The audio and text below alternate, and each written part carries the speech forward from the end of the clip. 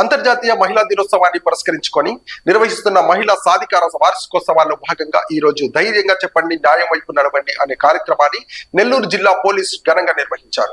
ఈ సందర్భంగా నెల్లూరు జిల్లా ఎస్పీ డాక్టర్ అజిత పేజెండ్ల ఐపీఎస్ గారు, అడిషనల్ ఎస్పీ అడ్మిట్ శ్రీమతి సిహెచ్ సౌజన్య, ఏఎస్పీ శ్రీమతి ఐపీఎస్ గారులతో కలిసి నెల్లూరు రూరల్ పోలీస్ స్టేషన్ ను సందర్శించి మహిళా ఫిర్యాదుదారుల నుండి నేరుగా ఆర్జీలు స్వీకరించి వారి సమస్యలను తెలుసుకున్నారు. అలాగే సంబంధిత అధికారులకు వాటిపై చట్టపరమైన చర్యలు తీసుకోవాలని సూచించారు.